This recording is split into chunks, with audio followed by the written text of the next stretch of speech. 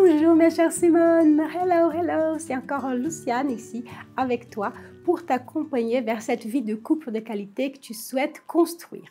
Donc aujourd'hui, nous allons parler de ce thème qui est la peur. Alors la peur est une émotion, mais c'est une émotion qui est notre amie. Ah, ça tu n'attendais pas. Mais j'ai passé toute ma vie avec des peurs, dans la frayeur, dans la dépendance affective.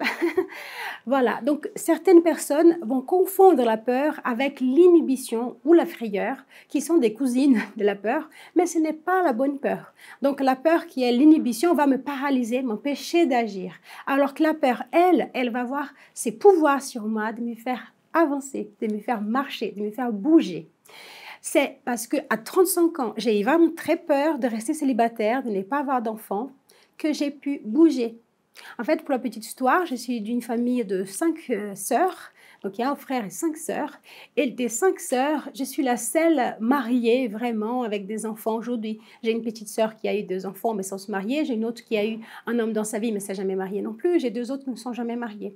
Et en fait, on était toutes dans quelque chose, d'un schéma de répétition, aussi d'une croyance limitante profonde qui ma mère nous avait transmise, que c'était le mariage est une prison. Et donc, la probabilité que je reste célibataire comme les autres était très grande. Mais à 35 ans, j'ai été prise de peur de voir que ça ne bougeait pas, ça n'avançait pas. J'avais plein d'histoires, mais jamais ça aboutissait dans un engagement, dans quelque chose qui est durable. Et du coup, grâce à cette peur, j'ai pu aller me faire accompagner. Donc, vous voyez, la peur, elle est favorable. C'est parce que vous avez peur que dans le train, s'il y a des gens bizarres dans les wagons, vous allez sortir du wagon et prendre un autre. Ou alors que vous allez dans un endroit noir le soir, prendre votre portefeuille et les protéger. Donc c'est la peur qui nous fait agir, qui nous fait aller vers du changement, puisque la situation là, elle risque quelque chose. J'ai un danger, il faut que je bouge.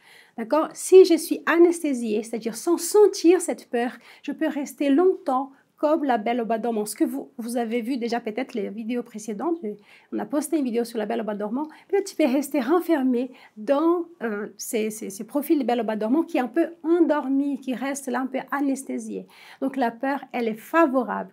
J'espère que chacune puisse sentir en elle cette peur et agir et avancer et commencer à investir votre vie de célibataire pour se préparer, pour enfin construire cette vie de couple et cette vie de couple de qualité. Et c'est là, pas demain, pas plus tard, mais tout de suite. Voilà, à une prochaine vidéo avec grand plaisir. Pense à t'abonner, pense à t'inscrire, pense aussi à partager cette vidéo à d'autres amis qui ont peut-être besoin aussi de sentir cette peur pour bouger.